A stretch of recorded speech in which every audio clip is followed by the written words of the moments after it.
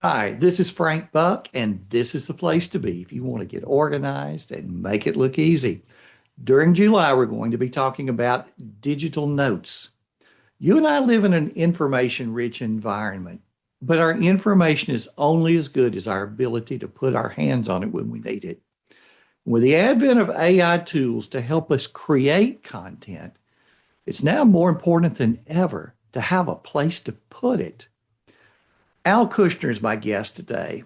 Al is the author of the AI LinkedIn Advantage. He's brought a wealth of expertise and an undeniable passion for helping professionals harness AI to amplify their success, especially on LinkedIn. So, you're going to be hearing about AI and you're going to be hearing about LinkedIn and sort of the connection between the one and the other.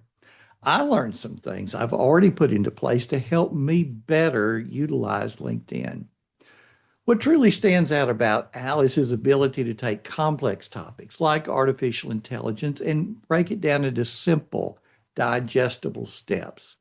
During our conversation, he shares actionable strategies to help you make LinkedIn work. So you'll want to take notes. See, there's our theme for July, and you'll need a place to put those notes. Stick around there for the rest of the month as well, and we're going to help you develop a note taking system that's going to help take your productivity to the next level.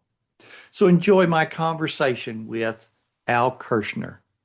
Well, Al, welcome. I'm looking forward to this interview. Appreciate you coming on. Thanks for the opportunity. Glad to be here. Oh, I think, gosh, AI has been on everybody's mind for the last couple of years. It is definitely the buzzword, so to speak. And of course, most people are at square one. I know you've got a lot of expertise there. I'm in the learning stages. So let's start for those people that are worrying about AI being too tough, too time consuming to set up. Can you kind of get us started with what are some of the simple user-friendly ways that a beginner can get started using AI? Um, well, user-friendly ways. Well, certainly a lot of people are getting familiar with services like ChatGPT, for example, and how it helps to create content and give you ideas. So that would be a good starting point to kind of get familiar with the platform and how it works, so you could see whether or not it could be beneficial for you. And that would be, I think, at least a good way to, you know, learn about AI in that sense, because that's one of the important features when you're looking for ideas to create content for whoever you're sharing it with. Hmm? Yeah. Can you give me maybe a good beginner example, for that person who say they've never used Chat GPT before, what would be something that they could do with it that would either be very time consuming or impossible without it? Well, I guess the best way is to start small. There are tools like Google Assistant, Notion, AI, or even chatbots such as ChatGPT can help with everyday tasks like drafting emails, setting reminders, or summarizing information. For example, if you're managing a to-do list, an AI-powered app like Todoist or Microsoft To Do can prioritize tasks based on deadlines or importance. My advice is to identify one area where you feel overwhelmed and experiment with a tool designed for that problem. Start with just one task, like organizing your calendar or writing a blog post draft, and you'll see how user-friendly AI can be. All right, sounds good. And I guess of course, you're an author. How do you use AI in your writing?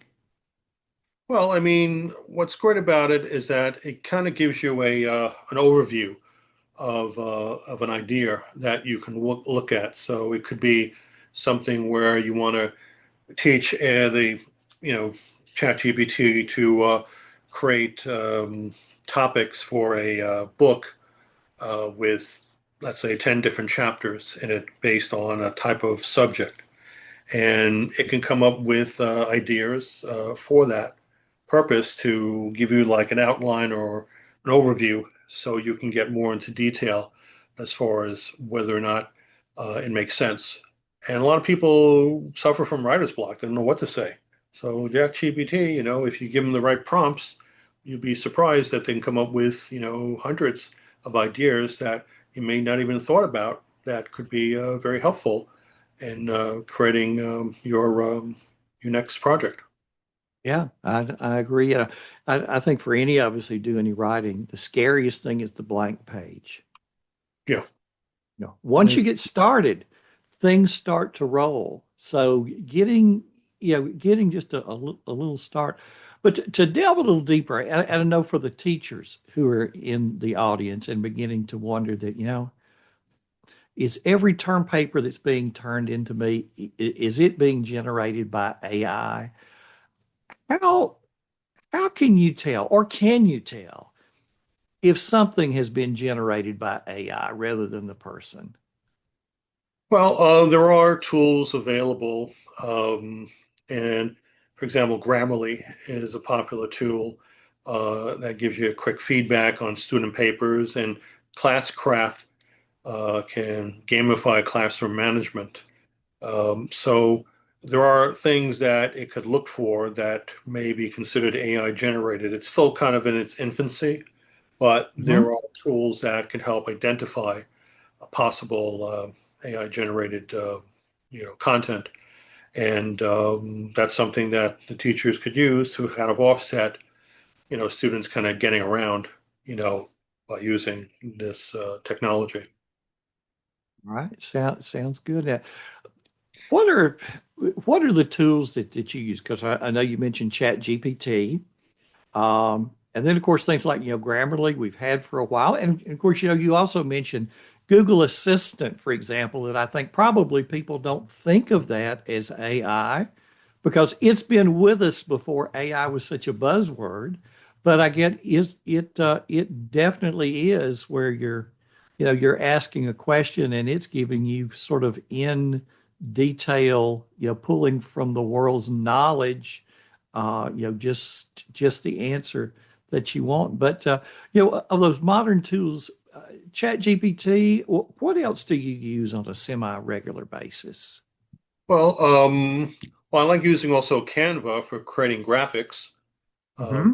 and it has also a built-in AI technology there, so it can come up with an idea for a poster or maybe for a book cover, based on the information that you give it, and it could help generate a particular type of artwork.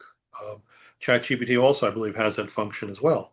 So there are a lot of applications between the both tools that are available. And in my book, I have hundreds of resources available that you can look into and such. Because it's always changing. I mean, this is as of Oh, absolutely, last yeah. printing. That was like 6 months ago. It's probably even more advanced now. But as more people are using it, the technology is just going to get better, improve. So, Mhm.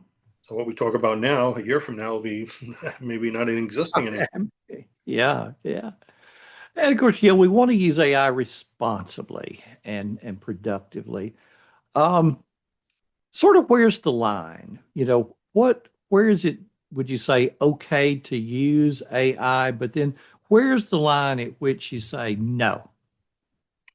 Well, it's a matter of being authentic, and you want to be able to have your own personality when you're creating content. So, it does, help provide a baseline, a foundation, but you use your own thoughts to add to that and customize in the way that it comes out sounding more like you than someone else would talk. So that's something that you can use it in a way to help as a tool but not an end all. You know what I mean? It's something that will help you along the way to create things and ideas, and then you put your own spin on it, and that's really a big help in making it more authentic.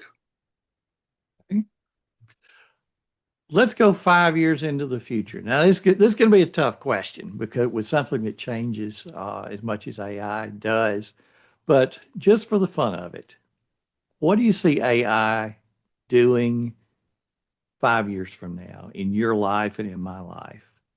Well, AI will become even more intuitive, acting as proactive collaborators rather than reactive tools. Imagine systems that are not only manage your task, but also predict potential challenges and offer solutions. The personalization of AI will advance, meaning that it could learn your habits and preferences to tailor its functionalities even further.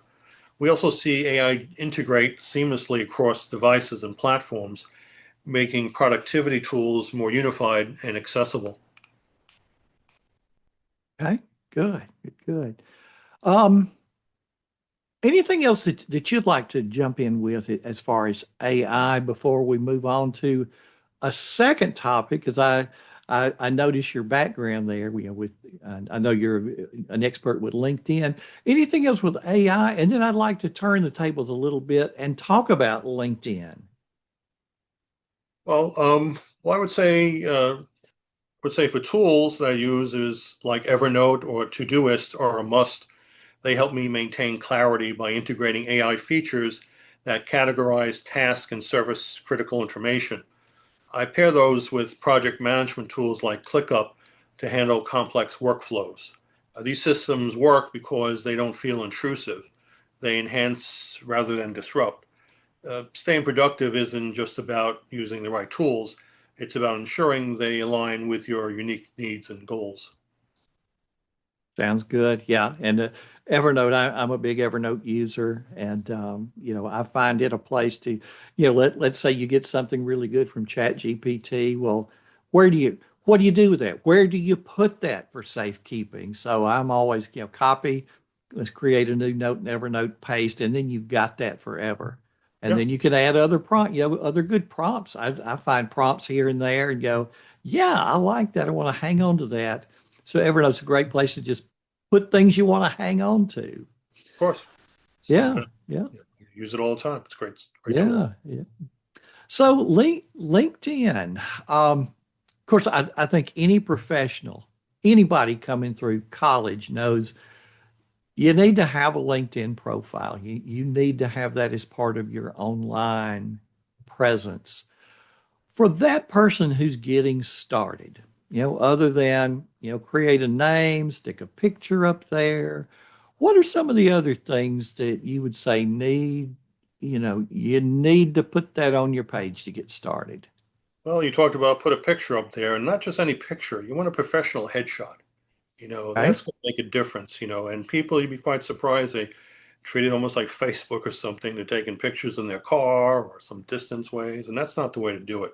You don't get a second chance to make a first impression. So you really need to take the time and get it done professionally. That's really a way to do it. If you can't do it, just don't put anything at all. Because you want to be able to represent who you are, and that's the Mhm. first thing people are going to look at. So take the time, and I would do that before you do any kind of outreach, or make any connections, because people are going to look at your profile first before they even decide to accept your invitation. And a lot of times they won't because the profile is not filled out properly or it looks amateurish at best. So I specialize in profile optimization. So I help people to look good on LinkedIn. So they make Mhm. people want to engage with you. And that really makes a difference. Yeah, yeah. So other than say, do you have the picture? What are some other things that people really need to pay attention to with that profile? Well, you have a background image that is a great thing to have available. You can put more information about the services or the offerings that you have. Just make it, something that, you know, makes sense. I would say look at any type of things on your, if you have a resume that you like to share. It could be an accomplishment, an award that you've had.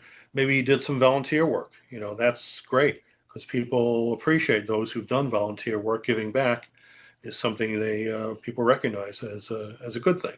You know, so I definitely put any, in addition to your work history, but any type of work you've done, any charitable organizations you volunteered with, or organizations that you're part of.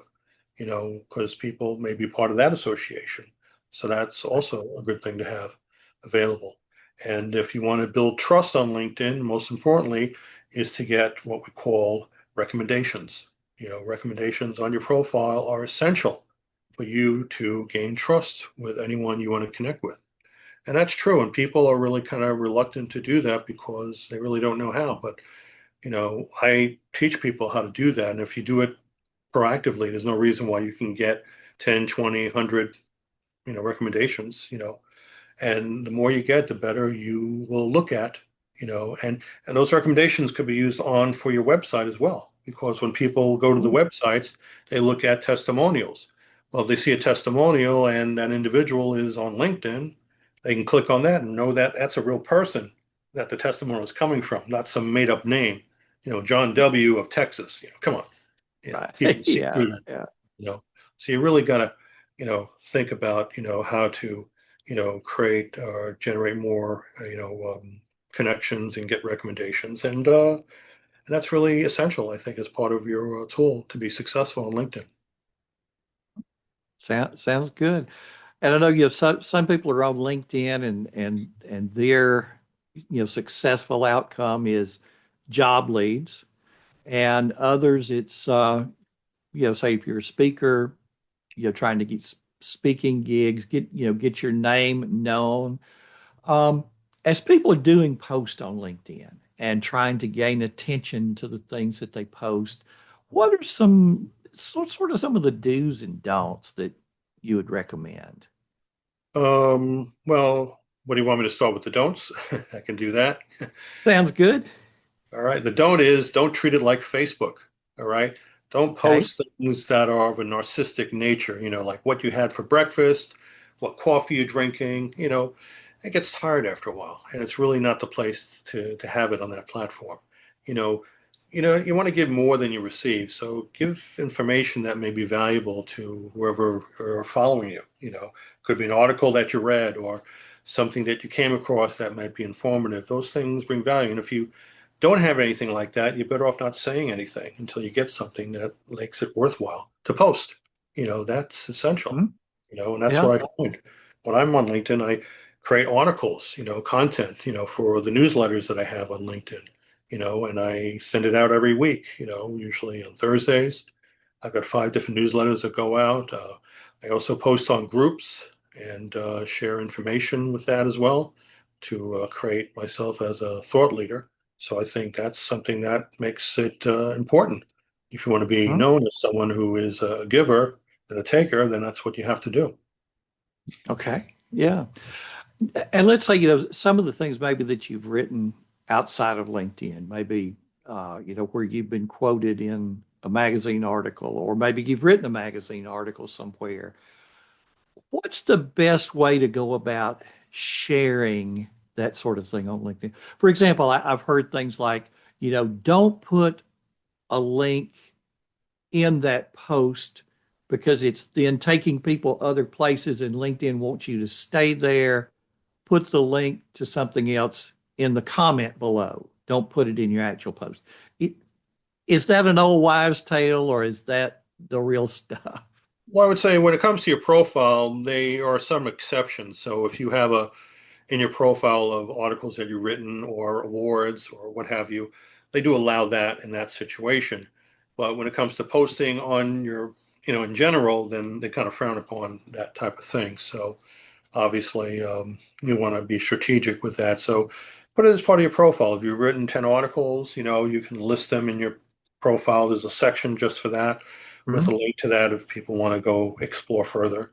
But it also helps establish yourself as a thought leader, so, by having it as part of your profile as opposed to posting it separately on LinkedIn itself. So I would Mhm. definitely recommend to do that. All right. So in other words, the things that you're posting, say on a daily basis. Well, and let me ask this: what's kind of a happy medium for how much to be posting on LinkedIn? Once a day, once every other day. All depends on the kind of content you have available. That's where ChatGPT comes up with. It can come up with hundreds of ideas for you to post. And obviously, I would post a minimum at least once a week would be a thing to do, just to kind Okay. of do that. If you have a newsletter going out, you can use that as part of the newsletter. But that's just posting in general. But if you are on LinkedIn, I would look at commenting on people you're connected with, because that really helps them Okay. Yeah. elevate their post. And most of the time, when people do it, they post and they ghost. They don't even respond because they just figure, oh, somebody will learn about this down the road. Maybe they'll respond a week later, but you don't want to do that. So, so if you are responding to people on LinkedIn, just reply to their comments that they had, and don't say, thanks for sharing. You want to go beyond that. You want to provide Mhm. value. So you read the article and say, touch on points that were very important and maybe an idea that they may have not have thought about. You can share with that. And that's something will get the attention of the actual person who posted, and they'll look at you and decide, oh, check out your profile. You may not be connected to them, but that's a way to develop a relationship is by helping post and elevate their post by you responding, to what they posted, Right. and that brings a win-win for everyone. So that could be an influencer. That would be great. Because then they may decide to connect with you, and then you'll be friended with hundreds of their followers, or if not thousands. So that Oh, helps to raise your awareness. So that's a good thing. sounds good. I understand you've got a book that, well, when this goes live, that is either going to be about to come out within a few days or just came out a few days ago. Uh, Tell us about it so that people Yeah. can go Well, and check it out. it's called the AI LinkedIn Advantage, and it actually is available on Amazon in hardcover. The softcover version will be in July 4th, as well as the ebook version. So, and it's also be available on Spotify as an audiobook. So Mhm. these are ways to get access to it and take advantage of some of the information, the resources I listed in here that we talk about in the program, and a lot more.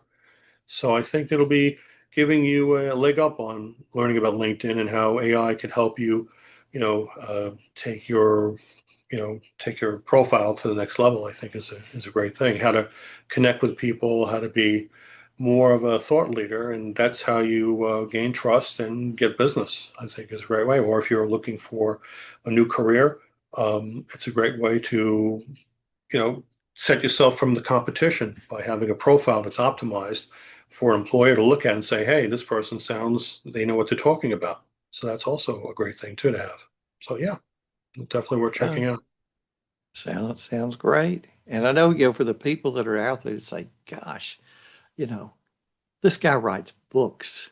I wish I could write a book someday. How do you did your publisher come to you with this idea? Kind of the person who has the idea, how do they get a book published? Well, nowadays it's much easier than it was in the past because there are services like Amazon, for example, that works with individual authors that you can publish directly with them without having to go through a traditional Right. publishing firm. So it's much easier than ever, and you don't have to buy a whole bunch of books. You can produce books on demand, and that's a great thing because when you do it with the first book, there's always going to be mistakes you're going to find. So it's great that you do it one book at a time, and as you improve upon that, the next book will be better, and if you want to make updates, that's always available. So it's much easier to do it nowadays than it was years ago, Yeah. and Yeah. that's thanks to technology that really makes a difference. Absolutely. So is this through a traditional publisher or is this through what you just talked about with Well, I have Amazon? a publishing firm that I have that's a separate publishing Oh, outfit. okay. I published this book. I published another book prior to that, which won an award actually a year ago, which really was kind of a great thing to know because it was competing with other categories, and I won the gold for that particular topic called Gold Congratulations. Yeah. Medicare. You know, and it was really something that allowed me to go and write more books, because I think that if I could share my knowledge with people, I think it's a great thing, and people can learn at their own pace and get resources that they may not even know about, thanks to my, years of experience. I share my knowledge in this type of platform that they can either read it or listen to it. There's no reason why they can't learn, if they take the time to do it. That's amazing. That's amazing. Before we close out, Al, anything that we have not touched on that you'd like to bring out? Nothing that comes to mind. Again, you can go to my website, linkvantage.com, or connect with me on LinkedIn. I'm happy to connect with people. And like I said, go out, check out the book. I think you'll find it to be a great resource. And I hope that everyone would, get more active on LinkedIn, because a lot of people kind of like, do it once and they forget about it, and they really are missing out a lot of things that could give them a leg up on the competition or job opportunity they never knew that was available because of not knowing. You know, Yeah. knowledge is And power. So, yeah. And I guess like anything else, you get better as you go.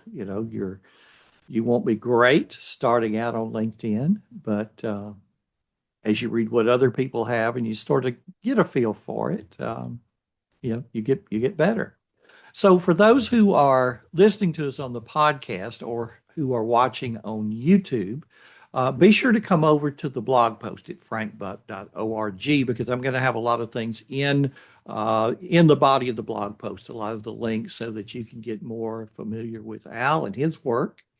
So again, Al, it has really been a pleasure having you on the show today.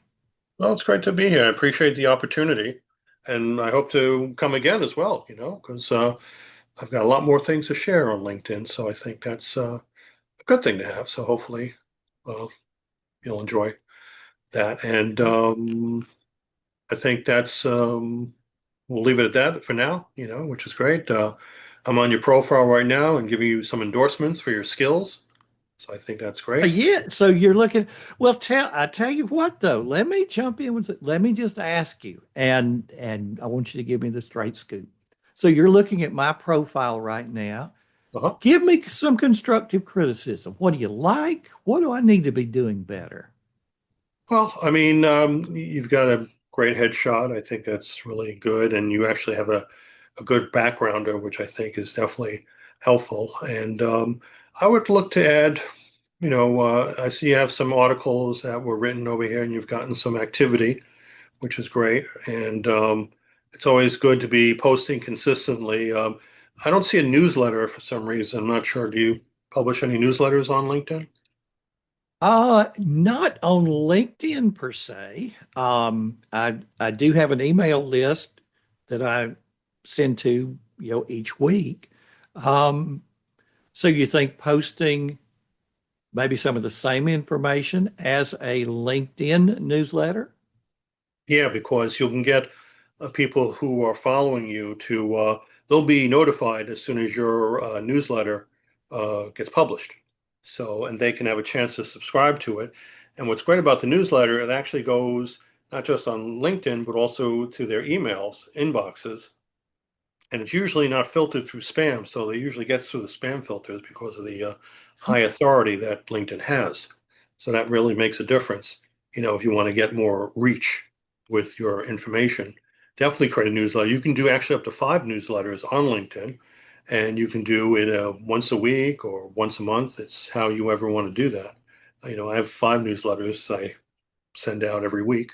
So, but that would be the first thing to do, is to create a newsletter and, or, begin that process, because I think that helps you establish yourself as an authority. That really is going to make a difference over there. And if you have you done any volunteer work at all in your past, or any associations you're part of? Oh yeah, number of associations. Yeah, yeah. So you think maybe include that in the profile? Yeah. Include those Yeah. things in the profile, associations, any awards that you've gotten, that's all essential for that. And of course, building up your recommendations. You have a recommendation almost over 15 years ago.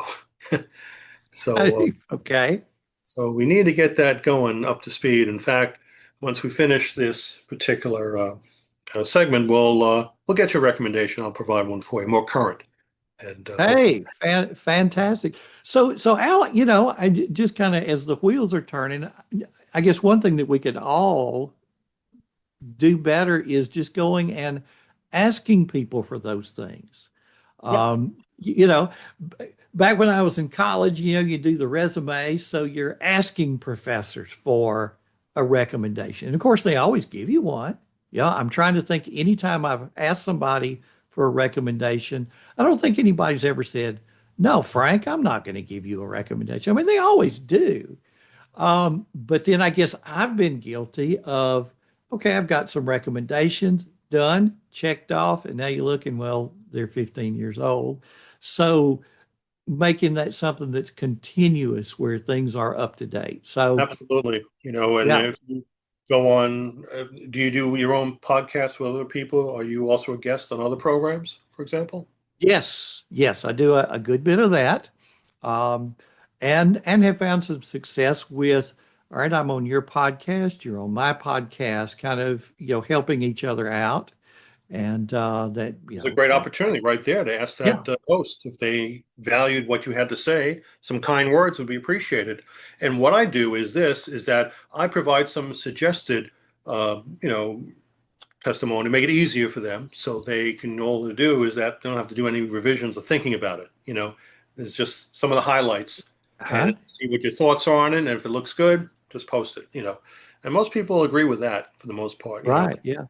So, That's so again, going back to the blank page. Yeah. Hey, would you write me a recommendation? Well, instead of a blank page, well, where do I start as I talk about Frank, or where do I start as I talk about Al?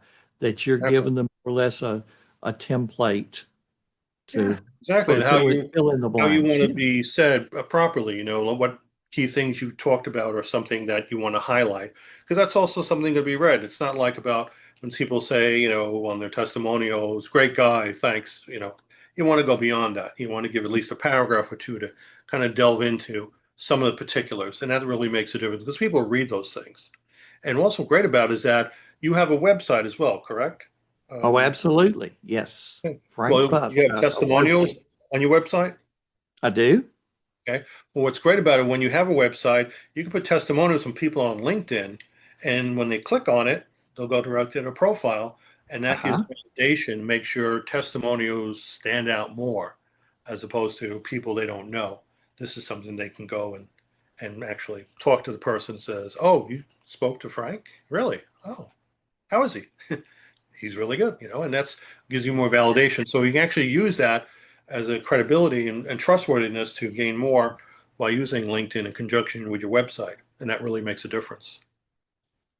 Sounds great. I mean, it's kind of almost like we came to the end of the interview and then just kind of like the plane touched down and then took off again. So this is great stuff, and I think very practical for the many who are out there on LinkedIn and trying to get some traction with their page and not seeing it right now, going, what can I do better? So Yeah, and these are the you've things I given us talk some about in my great book, and stuff. that's something that's going to make a difference because, once you have your profile optimized, you'll be able to go and make outreach to whoever you want to connect with. That'll be more, you'll be proud about what you're doing when you're reaching out to someone. They'll know exactly your accomplishments, your awards, your what you've given back, and that really makes a difference of people accepting your connection. But sometimes also that if you send out a lot of requests to people and they don't know who you are or whatever, or they don't like your profile, LinkedIn will hold it against you, and they even slow you down or even close your account because you do too much spamming out there, and you don't want to do that. So Yeah, slow and steady is the way to do it. sounds good. Well, Al Kushner, thank you so much again for being on today's show. Welcome. I look forward to it, and thank you for the opportunity again. And we'll be in touch. Well, Al certainly didn't disappoint. And just as we started to wind down the conversation, I felt like the plane touched the runway and immediately went back up in the air for another spin that actually turned out to be my favorite part of the conversation. What did you think? Come over to the blog post for much more helpful content courtesy of Al Kushner. Thanks for stopping by. This has been Frank Buck helping you get organized and make it look easy.